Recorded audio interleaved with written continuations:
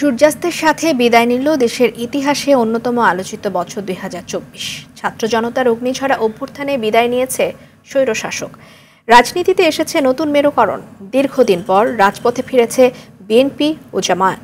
অস্তিত্ব সংকটে প্রতাপশালী আওয়ামী লীগ নেতারা হিসাবের খাতায় ব্যর্থতার গ্লানি মুছে সামনে এগিয়ে যাওয়ার প্রত্যয়ে নতুন বছরের নতুন শপথে বলিয়ান হতে উদ্গ্রীব দেশের মানুষ। মাইদুর রহমান রুবেল তার রিপোর্টে আরও জানাবেন। পুরনো বছরের শেষ সূর্যটা ডুবে গেল কালের গর্ভে। ঘটনাবহুল বছরের সব অপ্রাপ্তি ভুলে নতুন সম্ভাবনার দ্বার উন্মোচনের লগ্নে অসাম্প্রদায়িক গণতান্ত্রিক সুখী সমৃদ্ধ দেশ গড়ার প্রত্যয় সবার। বিগত বছরের জীর্ণ পুরাতন সরে জীবনে আসুক নতুন সম্ভাবনা।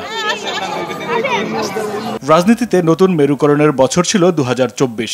শঙ্কা ও সংকটে আওয়ামী লীগ থাকলেও সম্ভাব্য সুদিন এখন বিএনপির। ১৯৭১-এ স্বাধীনতার পর ২০২৪ ছিল দেশের রাজনীতিতে সবচেয়ে ঘটনাবহুল বছর। ছাত্র জনতার অভ্যুত্থানের মধ্য দিয়ে দেশের সবচেয়ে দীর্ঘমেয়াদী স্বৈরশাসকের পতন ঘটে এবছর। স্বস্তিতে রাজনীতি করার সুযোগ তৈরি হয় ফেরারি বিএনপি ও জামায়াতের। কোটা কমিয়ে সরকারি চাকুরিতে মেধায় নিয়োগের দাবিতে ২০১৮ সালে যে আন্দোলনের যাত্রা শুরু তা পূর্ণতা পায় ২০২৪ সালে। জুলাই জুড়ে ছাত্র আন্দোলন দমাতে এমন কোনো পদক্ষেপ নেই যা নেয়নি ফেসিবাদ সরকার। ৫ আগস্ট কারফিউ ভেঙে মার্চ টু ঢাকায় যোগ দেন লাখো জনতা। আন্দোলন দমাতে ব্যর্থ হয়ে বিমান বাহিনীর উড়োজাহাজে চড়ে ভারতে পালিয়ে যান প্রায় ১৬ বছর ক্ষমতা আঁকড়ে থাকা আওয়ামী লীগ প্রধান শেখ হাসিনা। নতুন বছরে নতুন প্রত্যাশা সাধারণ মানুষের। সবার চাওয়া নিত্যপণ্যের দাম থাকুক সহনীয়। নতুন বছরে নতুন সরকার আসুক, হোক প্রয়োজনীয় সংস্কার। আমি যদি দূষিত হয়ে নির্বাচনে যাই তাহলে কোনো লাভ হচ্ছে না।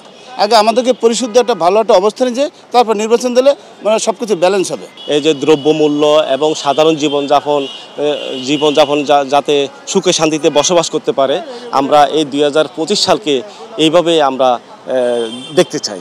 বাংলাদেশে যে সরকারই আসুক না কেন, জামাত হোক, বিএনপি হোক কিংবা আওয়ামী লীগ হোক, যে সরকারই আসুক যাতে জনগণের কল্যাণমুখী সরকার হয়। গ্লানি মুছে নতুন বছর হোক জনমানুষের কল্যাণে, এমন প্রত্যাশা সর্বসাধারণের। মাইদুর রহমান রুবেল, RTV, ঢাকা।